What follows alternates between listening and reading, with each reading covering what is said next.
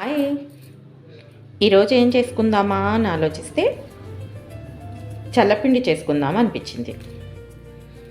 చల్లపిండికి కావాల్సినవి బియ్యపిండి, పుల్లటి మజ్జిగ ఉంటే చాలండి. అంతే, చాలా సింపుల్గా చేసేసుకోవచ్చు. ఇష్టమైన వాళ్ళు ఉల్లిపాయలు కూడా వేసుకోవచ్చు. ఓకేనా? మరి చల్లపిండి చేసుకుందామా? రెడీ. ముందుగా ఒక 4 పచ్చిమిరపకాయలు తీసుకోండి.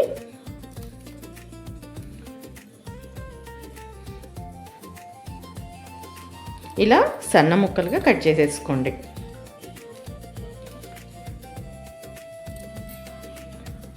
కారంగా ఉంటే 3 తీసుకోండి. కారం తక్కువ ఉంటే 4 తీసుకోండి. ఇలా పచ్చిమిరపకాయ తరిగి పెట్టుకోవాలి. తర్వాత 1 కప్పు మజ్జిగ తీసుకోవాలి.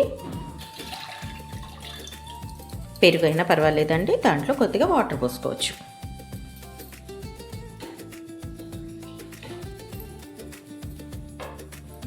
కొంచెం వాటర్ కలిపి పోస్తున్నాను.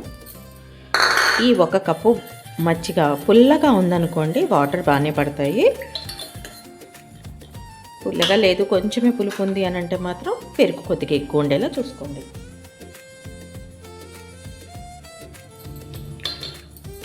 నేను 1 స్పూన్, అంటే నాకు స్కూప్స్ ఉంటాయి, ఎంతైనా వేసుకోవచ్చు, దీనికేం పెద్ద ఇదేం ఉండదు.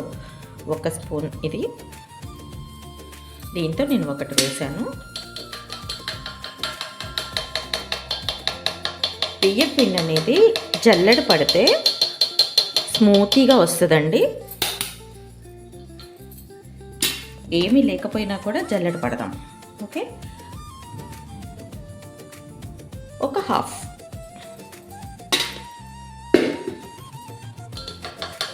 కలిపిన తర్వాత మళ్ళీ ఒకసారి చెక్ చేసుకుందాం.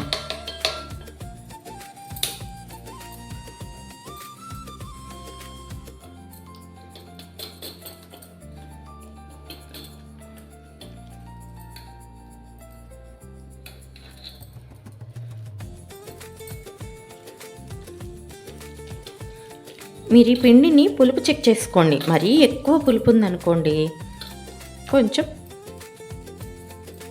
పిండి పట్టుద్ది, లేదంటే వాటర్ ఆ మజ్జిగకి నేను 1.5 స్కూపు పిండి వేసుకున్నాను.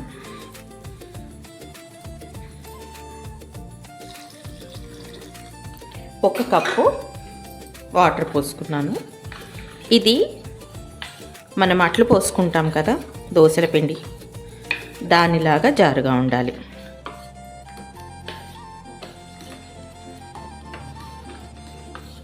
చూసారా? ఇలా ఈ మాత్రం సరిపోతుంది.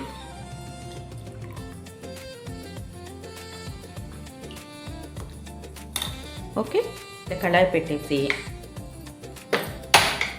స్టవ్ ఆన్ చేయండి.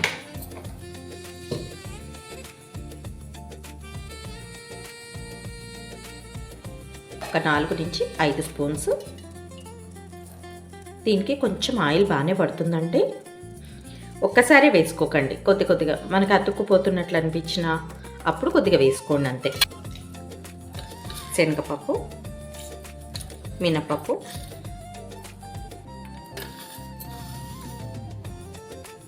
ఆవాలు, కొద్దిగా జీలకర్ర.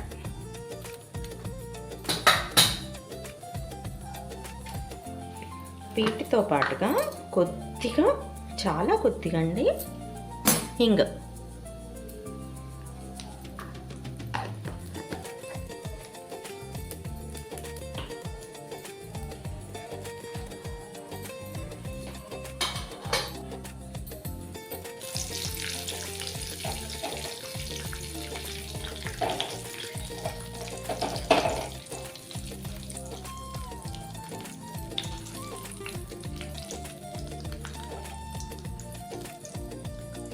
తరిగి పెట్టుకున్న పచ్చిమిరపకాయల్లో కొద్దిగా మనం ఉప్పు వేసామంటే పచ్చిమిరపకాయలు కూడా ఈజీగా తినేసేయచ్చు, ఎవరైనా సరే. చాలా బాగుంటాయి. కామన్గా పచ్చిమిరపకాయలు తీసి పక్కన పెడతాం కదా, దాని బదులు చక్కగా తినేసేయచ్చు వీటిని. ఉప్పగా కారంగా బాగుంటాయండి. ఓకే,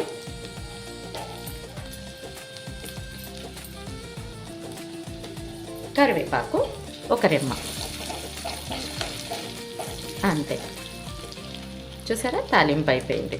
చాలా సింపుల్ అండి. ఏం చేయాలి ఏమున్నాయని వెతుక్కునే టైంలో కనుక మనం ఇది చేసేసామంటే ఫటాఫట్ 5 నిమిషాలు చక్కగా చేసేసేయచ్చు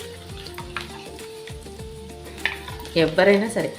మీకు ఇంకో విషయం చెప్పిన, ఈ టైంలో అంటే కరివేపాకు కూడా వేశాక ఉల్లిపాయలు ఇష్టపడేవాళ్ళు, ఉల్లిపాయ కూడా ఉంటే బాగుండు అనుకునేవాళ్ళు ఈ టైంలో ఆనియన్స్ని కట్ చేసేసి సన్నగా ఇందులో వేసుకొని కొద్దిగా మగ్గిన తర్వాత మనం ఇందాక కలుపుకున్న మిశ్రమం ఉంది కదా, బియ్యపిండి మిశ్రమం, మజ్జిగ బియ్యపిండి, అది పోసేసుకున్నాం అనుకోండి, సూపర్. అలా తినేవాళ్ళు అలా తింటారు. బట్ మా ఇంట్లో మాత్రం నో ఉల్లిపాయ, అందుకనమాట ఇలా ప్లెయినే ఇష్టపడతారు మా ఇంట్లో. ఓకేనా, దాదాపుగా కరివేపాకు కూడా వేగిపోయిందండి. బస్ అంతే. ఇప్పుడు మనం ఈ మజ్జిగ మిశ్రమాన్ని పోసేసుకుందాం. కానీ భలే బాగుంటుందండి. ఎలాంటి వాళ్ళైనా సరే ఇష్టంగా తినేస్తారు, అంత బాగుంటుంది.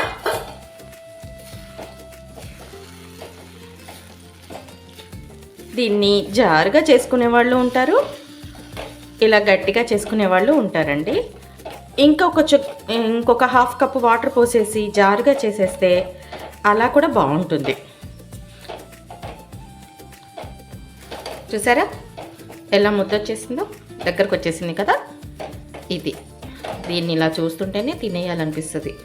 ఇంకా కొంచెం ఉడకాలి. మనకి తెలిసిపోతుందండి కింద, ఇగో ఇలా అతుక్కోకుండా బయటకు వచ్చేస్తుంటుంది అనమాట. అప్పుడు ఉడికిపోయినట్టు లెక్క. కానీ ఒకటి కలుపుతూనే ఉండాలి, లేదంటే అడుగంటేస్తుంది. ఓకేనా, కాకపోతే అడుగు కూడా బాగుంటుంది వేగి.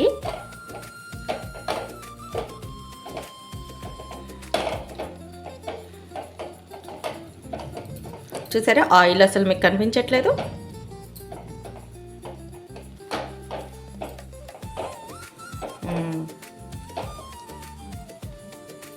ఇంకా కొంచెం ఉడికితే సరిపోతుంది.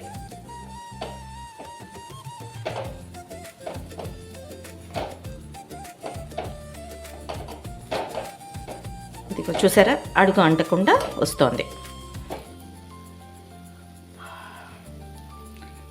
సారీ అసలుది మర్చిపోయానండి ఉప్పేయడం. ఇలా చేసినప్పుడు యాక్చువల్గా అందులోనే ఉప్పేసేసేయాలి. కొంచెమే వేసాను కదా ఇందాక పచ్చిమిర్చిలో, సరిపోయిందా లేదా అనేది నేను చెక్ చేయలేదు. ఓకే సరిపోయింది. ఉప్పు సరిపోయిందా లేదా అనేది చూసుకోండి. ఒక్కవేళ బై మిస్టేక్ మీకు సరిపోలేదనుకోండి, కొంచెం వాటర్లో ఉప్పు కలిపేసి, 1 చెంచాడు వాటర్లో ఉప్పు కలిపేసి ఇందులో వేసేసేయండి. సూపర్, సరిపోతుంది అది. ఓకే, మనం ఇంతకు ఉప్పు వేసింది సరిపోయింది దీనికి. ఇప్పుడు అయిపోయింది. ఇప్పుడు సర్వింగ్ బౌల్లోకి తీసుకుందాం.